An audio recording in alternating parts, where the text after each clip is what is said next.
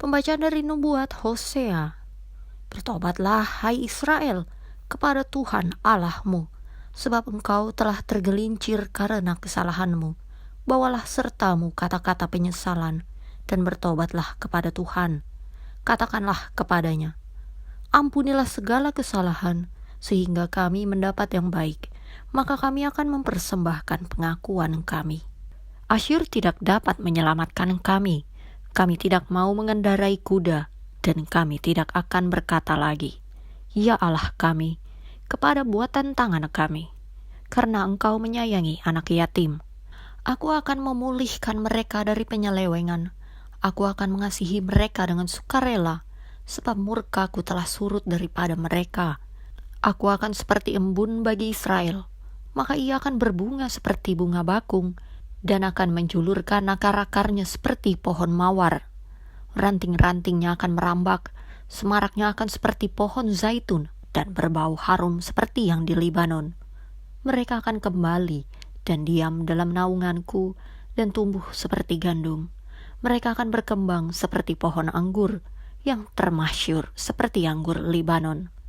Efraim, apakah lagi sangkut pautku dengan berhala-berhala? Akulah yang menjawab dan memperhatikan engkau.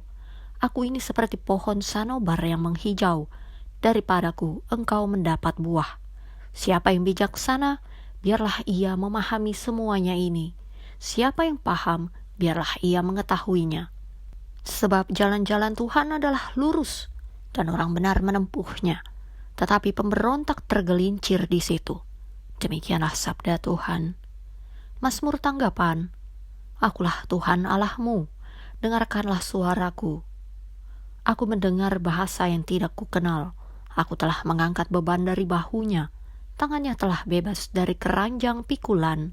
Dalam kesesakan engkau berseru, maka aku meluputkan engkau.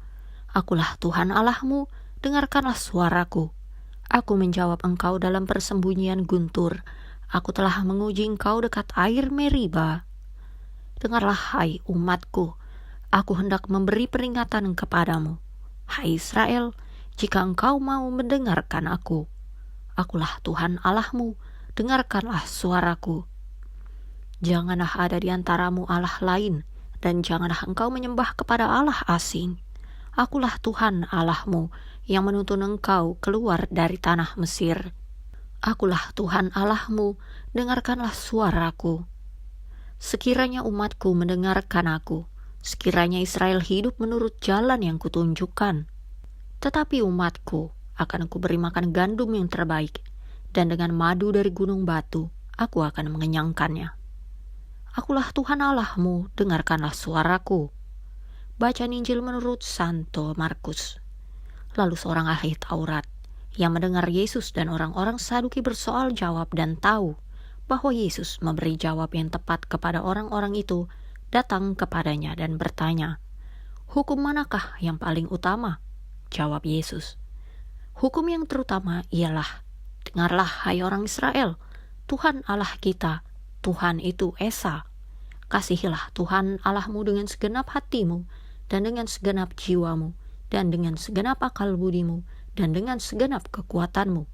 Dan hukum yang kedua ialah, kasihilah sesamamu manusia seperti dirimu sendiri. Tidak ada hukum lain yang lebih utama daripada kedua hukum ini. Lalu kata ahli Taurat itu kepada Yesus, tepat sekali guru, benar katamu itu, bahwa dia Esa, dan bahwa tidak ada yang lain kecuali dia. Memang mengasihi dia dengan segenap hati, dan dengan segenap pengertian, dan dengan segenap kekuatan, dan juga mengasihi sesama manusia seperti diri sendiri, adalah jauh lebih utama daripada semua korban bakaran dan korban sembelihan. Yesus melihat bagaimana bijaksananya jawab orang itu, dan ia berkata kepadanya, engkau tidak jauh dari kerajaan Allah. Dan seorang pun tidak berani lagi menanyakan sesuatu kepada Yesus. Demikianlah Injil Tuhan.